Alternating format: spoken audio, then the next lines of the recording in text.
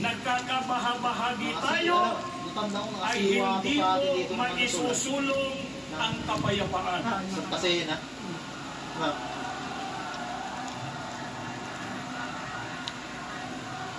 At kapag kaguluhan ang namayani, hindi po mahaharap ang paglutas sa mga problema ng bansa. Wala. Katulad ng pagtaas ng presyo ng bilihin, seguridad ng mga mamamayan sa mga tumitinding kalamidad, kakulangan sa hanap buhay, kriminalidad, insurgency, at marami pang iba.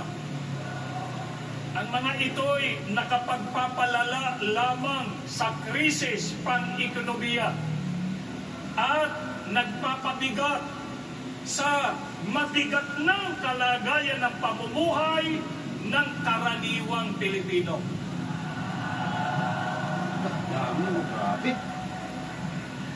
Ito po ang hinihiling natin sa mga namumuno sa pamahalaan na pagkaisahan din nilang pag-ukulan ng matamang atensyon at pag-asikaso. Sa halip na bangayan ang kapakanan ng Pilipinas, nawa ang pag-ukulan nila ng pansin at panahon.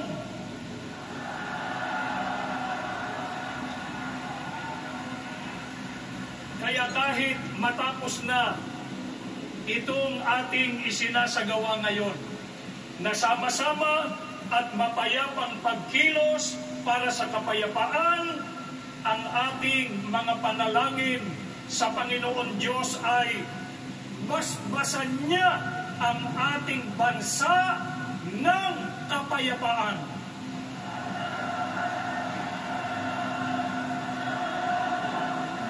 Dami oh.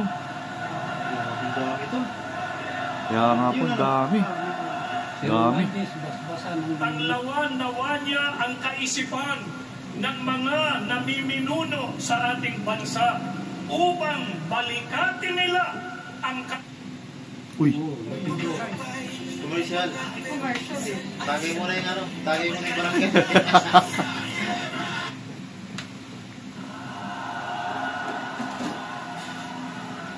Maraming salamat po sa inyo.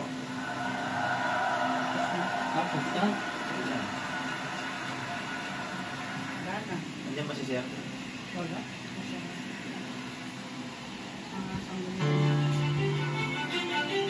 Yeah. Nagarap. Magkakaisa para sa Pilipinas. Taong bayan ay unahin at dapat magkaisa. Ayusin ang mga problema ng ating bansa. Ang galit ay alisin at dapat magkasundo. Payapa ang ating bansa. Aseso at taong bayan ay unahin at dapat magkaisa. Hindi na pag-aawan at ang pagkakagulo. Ang galit ay alisin at dapat magkasundo. Payapa ang ating bansa. Aseso nga tayo. Kahirapan sa bansa ay lumulubha ba ay namaharapin ang maraming nating problema. Maraming nabubulong sa Maynila at probinsya. Maraming trabahan na hindi sapat ang kinikita. Pag hindi sapat ang pagkain sa mesa. Kapag sila'y nagkasakit, wala rin pagpa-hospital. Sa buhay ang pinapasawag, hindi ka nabigyan. At tumataas, maantas ang kriminalidad. Grabe doon. Inapunan ang kahilan. Iwan ka ng patikos kami ang nalisa. Nagdapat na sikasuhin at kaya ang malunasan na iyong mga problema. Nagpapahirap sa ating bayan. Ating na panahon, pagkakalisa ang solusyon. Patuloy na tayo, ito ang kailangan ngayon. Dapat nakakaisa para mayabang. Nakakaisa ang kailangan, hindi mahuli ka. Ayan ay unahin at dapat nakaisa. Ayusin ang mga problema ng ating bansa. Agalit ay alisin ay dapat magkasundo. Pagkapa ang ating bansa, aasenso at tayo. Ayan ay unahin at dapat nakaisa. Isigil ang pag-aabay at ang pagkakagulo. Agalit ay alisin at dapat magkasundo. Pagkapa ang ating bansa, aasenso at tayo.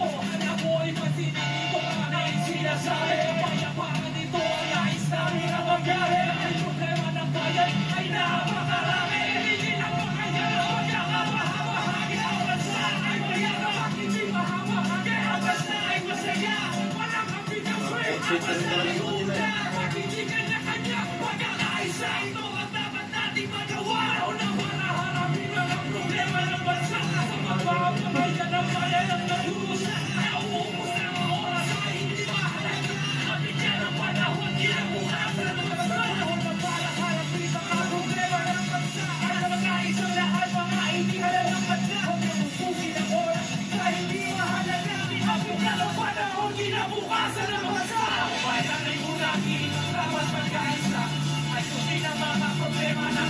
Ito yun.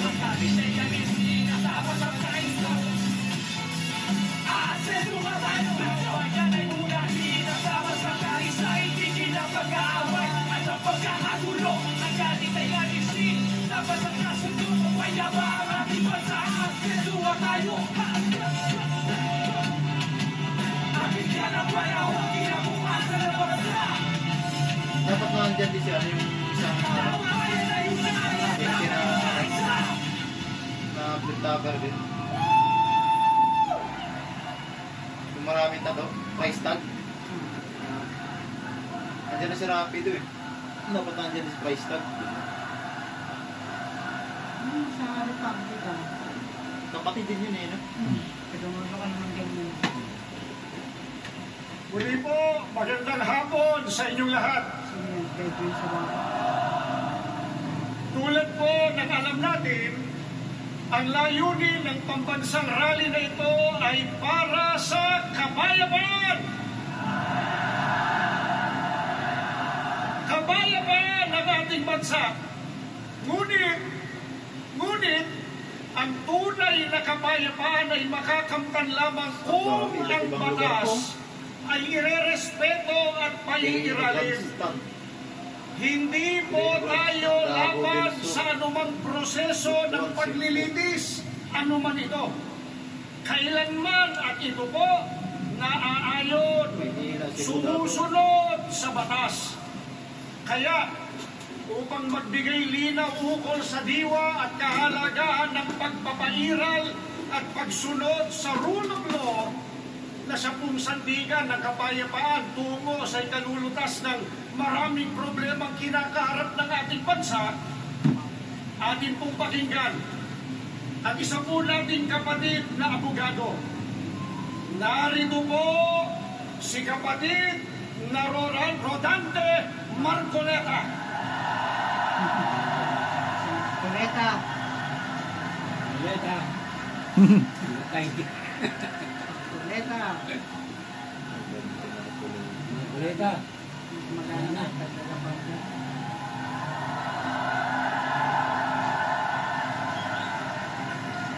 Okay pa po ba kayong lahat? Hindi na. Mga kapatid at mga kababayan,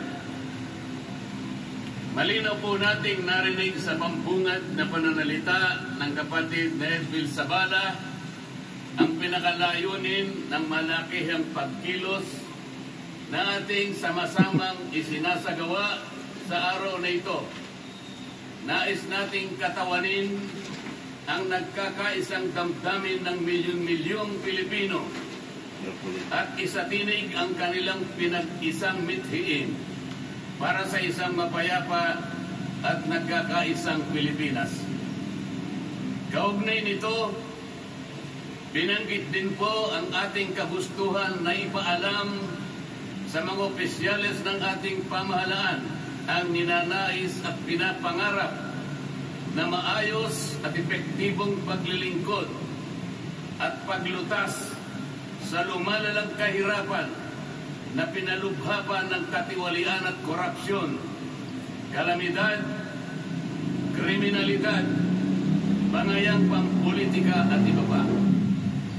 Kinikilala po nating lahat na nagkakatipon ngayon na sa pagkakaisa, kapayapaan at pagkakasundo lamang natin makakamit ang hinahangad na pagunlad at pagsulong ng ating bansa. Sa bahagi po naman ng kapatid na Romel Topacio, tinindigan ang pagtitipong ito ng Iglesia ni Cristo ay konkretong panayagan ng suporta sa naunang pahayag ng Pangulong Bongbong Marcos na hindi sasang-ayon sa isinusulong na impeachment laban kay Vice President Sara Duterte.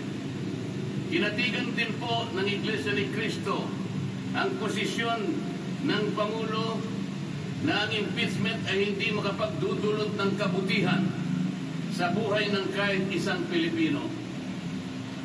Hindi lamang ito pag-aksaya sa oras ng pamahalaan, kundi makakahadlang din sa pagre-resolba sa marami at pangunahing problema ng bansa.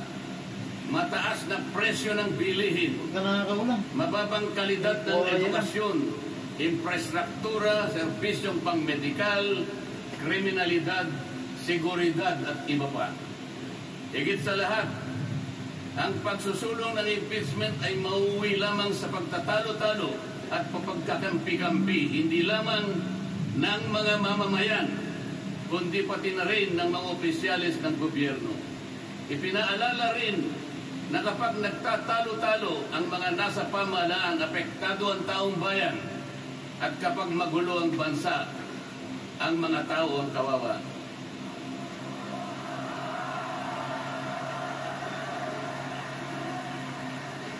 Lagyan po natin ng konteksto ang dalawang pagpapahayag na nauna upang lalong mabigyan ng diin ang kahalagahan ng pagkakaisa, pagkakasundo at kapayapaan sa ikalulutas ng panganib na dulot ng kahirapan dahil sa lumulubhang katiwalian, korupsyon, kalamidad at lalo lamang napabibigat ang buhay at pamumuhay ng ating mamamayan. Sa isang ulat balita ng periodikong Philippine Star, 4 na araw na ang nakararaan ay ganito ang sinasabi. Based on a recent SWS survey, an estimated 17.4 million Filipino families considered themselves poor in the last quarter of 2024. This number represents 63% of the surveyed respondents, the highest self-rated poverty in 21 years. Across the country, Mindanao had the highest self-rated poverty at 76%, followed by Visayas at 74% and Luzon at 55%. Mga kababayan, sa tayang 5 ang miyembro ng bawat pamilyang Pilipino, nangangahulugan na aabot sa 87 milyong Pilipino sa ngayon ang nagsasabing sila ay mahirap.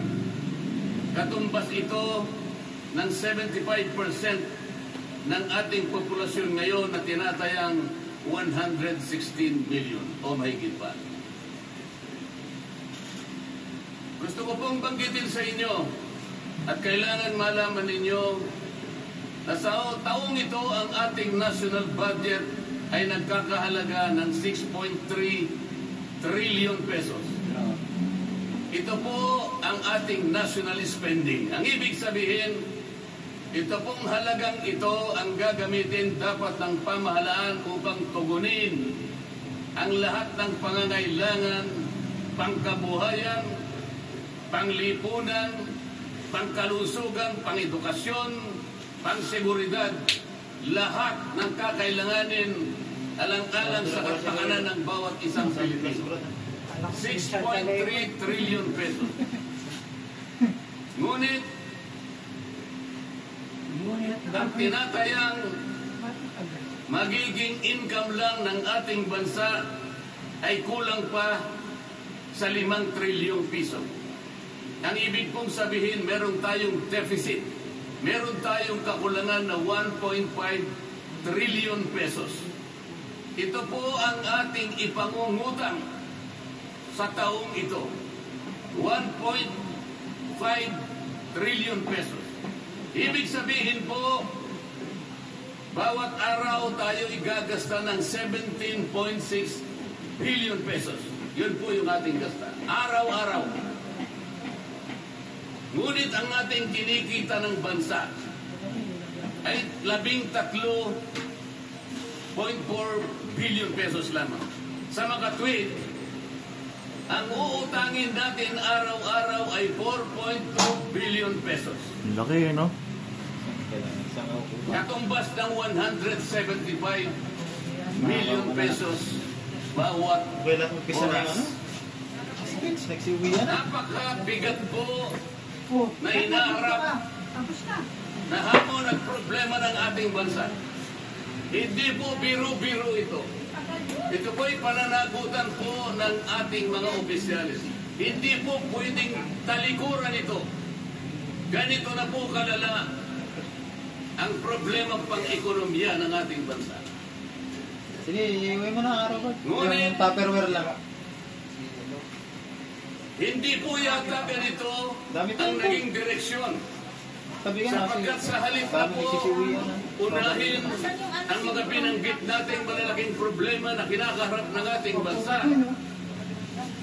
Ang inuna po ay mga bagay na mauuwi lamang sa pagkakampi-kampi at pagkakabahagi ng ating bansa.